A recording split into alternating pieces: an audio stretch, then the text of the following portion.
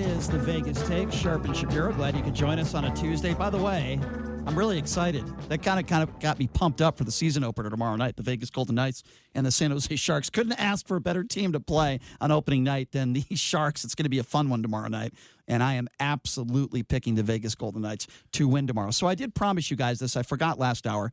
We have some prizes to give away. That's right.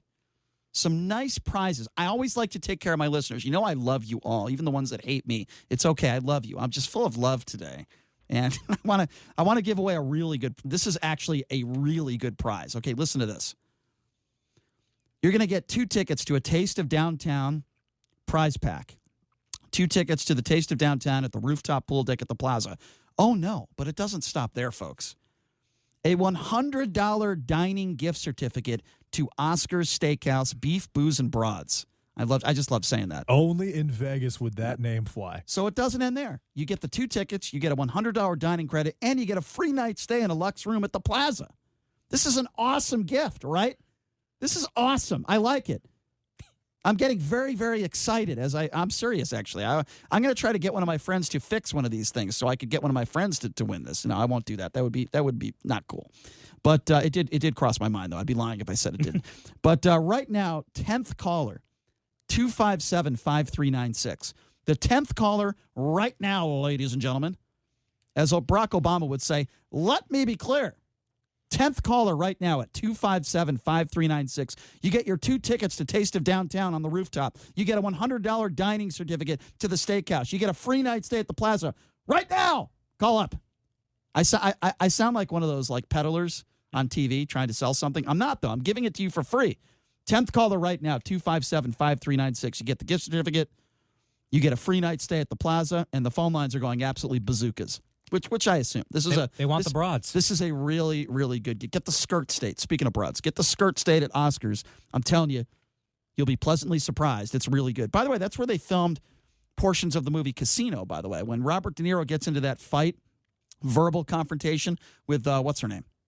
Sharon Stone. Her name is Sharon Stone. Yeah, the one who showed her. Ginger. The one who. I prefer Ginger. Yeah, well, the one who showed her the JJ. Can you say that on the air? The one who showed that in the movie... That's Basic Instinct. Basic Instinct with Michael Douglas, yes. Anyway, good luck to... and by the way, I'm going to have... If you don't win this one, I have another prize to give away before we finish the show today. That's all I'm going to say.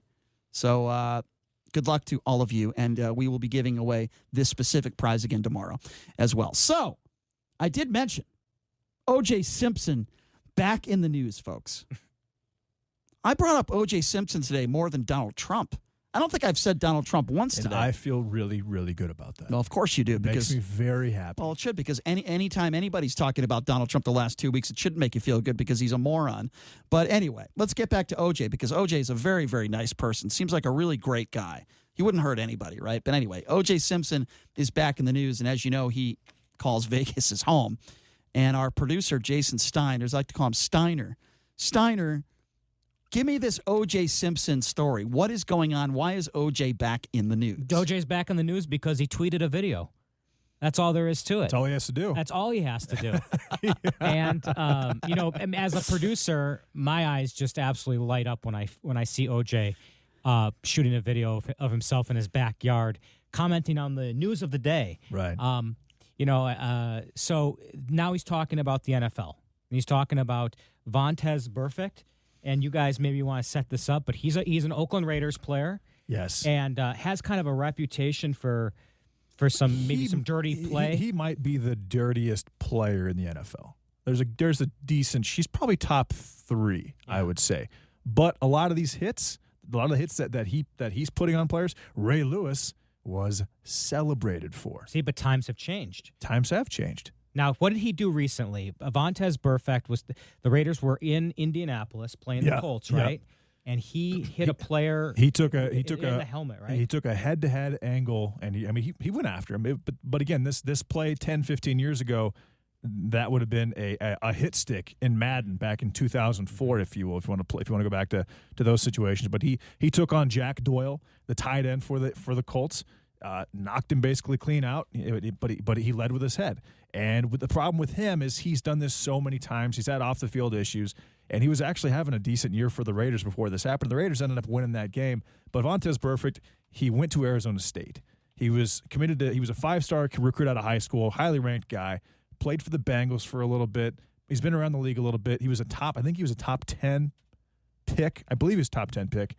And he's got prototypical size for a linebacker. He hits hard. He's a great athlete, but he is dirty, and that's why they suspended him for the entire year. Entire season, and that's unusual, right? It is. An entire 12 games to go, and he can't play. A lot of it has to do with the fact that he has done something like this before. It's more of a punishment because you've done this 4 or 5 times. You got to learn your lesson at some point. And he was having a decent season, and there was a time where the Raiders, and I don't know who they were playing, but there was a scuffle on the field. And Burfict, who usually would be the middle of the scuffle, he's almost 30, 31 years old, so he's probably got some kids. He's growing up, but he actually took his teammates and moved them out of the scuffle. He didn't get involved. Well, they should have taken that into account. Maybe only suspended him for 10 games. But with a situation like this, it's strike 3 or 4. Yeah. That's why the hammer came down. Well, what a great segue, because O.J. Simpson, he kind of got 33 years in prison. That was not so much, we could argue, was not so much for what he did with regards to trying to get his memorabilia back, but for what he did in 1995. It's a very similar kind of situation, right? Anyway, so maybe that's why O.J. Simpson's commenting on it. So O.J. Simpson goes on his Twitter, turns the camera on himself, and goes on a little bit of a rant about this Vontaze Burfict situation and how things have changed from the old days. Johnny, do we have this ready? Johnny, we need to play some audio. Yeah, we'll play some audio. He likes to talk to the callers. He's very, very chatty. All right. Hello, Twitter world, yours truly. You tell me when he's ready. All the conversation is about Vontaze Burfict. Well, I was at my usual Sunday morning haunt with some of my fantasy league mates, and we saw the play as it happened, and we all agreed almost immediately that he was going to get kicked out the game and probably suspended. I was surprised that the suspension was 12 games, even though when you think about what some of the older players are going through today with CTE and diminished mental capacity, I understand what the league is trying to do. I just hope it's not for the rest of his career. Back in my day, though, they would have been celebrating a hit like that. They would have the voice of the NFL, John Facenta, going, the violent world of the NFL, and they'd be showing Frank Gifford getting hit by Chuck Bednarik, a hit that knocked him out for the rest of that season, as well as the next season. And who could forget that picture of Y.A. Tittle on his knees with his helmet laying next to him. But it's a different game today. I'm a little critical of some of the ticky-tack calls, but hits like that, which epitomize what the league doesn't want, should be punished. What about the Raiders, though? Antonio Brown, Vontaze Burfict, who's making that decision? I'm sure Coach Gruden assured everybody in the organization that he could handle those guys. Not. I'm just saying. You're so funny, Take care. OJ. OJ talking about, basically, these hits in the NFL and how the NFL should police them and all this. How about decapitating a human being? Let's talk a little bit about decapitating a human being. Maybe you should be behind jail, you scumbag. Remember, he's trying to live his best life. That's what his scumbag. His lawyer called in. Remember? Yes. You double murderer. He said, "My client's living his best life." I think that OJ actually sounded very, very eloquent. Yeah, he's very eloquent. He sounded very articulate and pretty. I mean, that was a pretty good explanation. You decapitated your ex-wife, you scumbag. I believe that he is about to drop a O.J. Simpson podcast. That's what I think is going to happen. Who cares? Did he sound to you like he was slurring a little bit? A little bit. He's an older guy. Yeah. I mean, I wonder, is that age or is it something else? I mean, what else could it be? Though, right? I don't know. He was slurring a little bit. Maybe he's drinking. Is he allowed to drink? I didn't think he was allowed to drink. I don't know. He's still on probation. I hope that bastard goes back to jail. I really do. I hope he does something stupid and he goes back to jail. I've seen O.J. Simpson deserves to go back to behind bars for the rest of his life. I've seen him twice, and they've been in bars.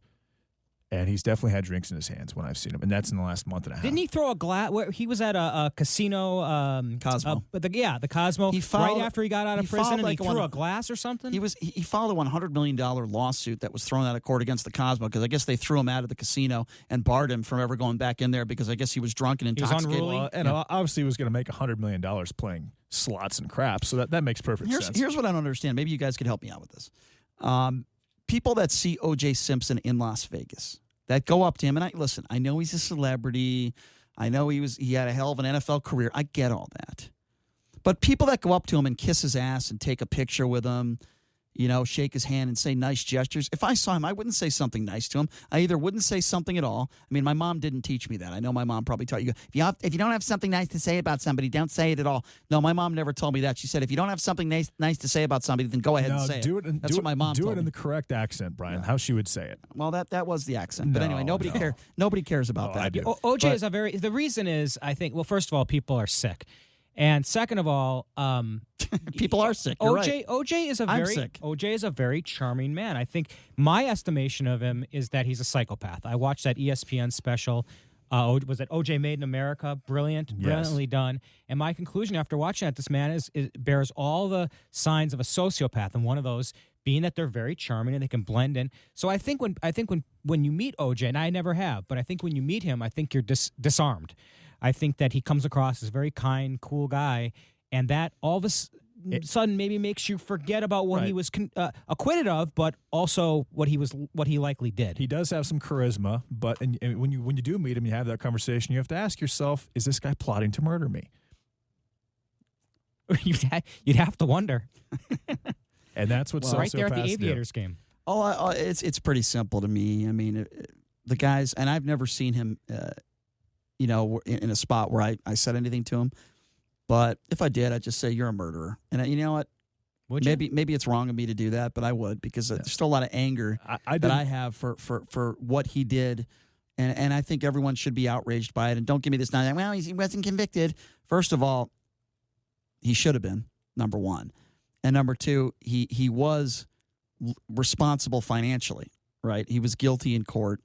Not going back, and I'm not going to go over the OJ evidence and all that stuff. But the guy killed his ex-wife and Ronald Goldman. Okay, he's a murderer. Okay, stop it with the nonsense. Were you a fan of the Naked Gun series?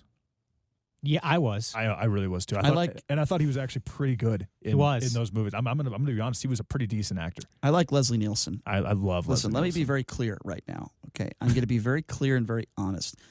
If O.J. Simpson was hit by a bus right now, I would probably jump up and celebrate. Okay, I probably would. And I would never say that probably about 99.9999% of people on the planet Earth. Some horrible people that I wouldn't wish that upon.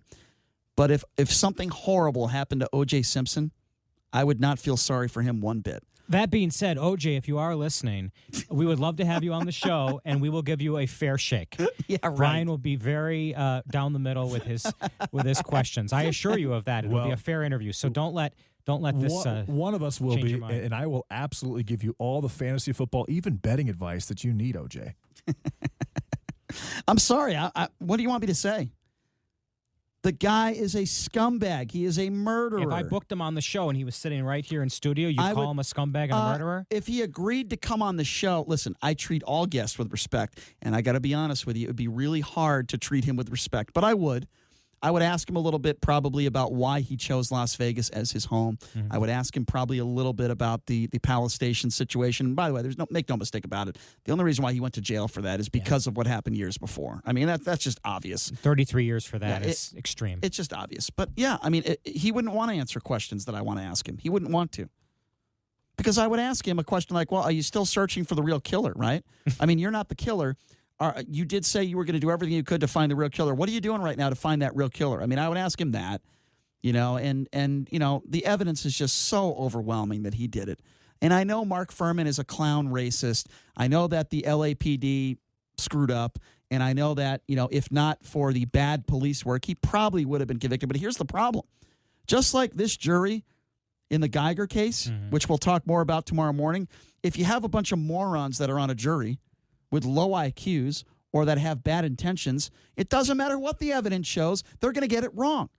And the OJ jury got it wrong. And there was a guy walking out. People don't want to talk about this. A guy walking out after he was found not guilty with the Black Panther sign as he's walking out. One of the jurors. Yeah. Do you think that's the guy that would have said OJ was guilty? Are you kidding me? Are you effing kidding me? I don't see a bias there, Brian. Yeah. I mean, the bottom line is, the attorneys could do their diligent work, and they could do their diligence, and the cops could do their right work, the investigators. But if you have a bunch of dumb jurors, or in this case, one dumb juror, you could have a hung jury. One.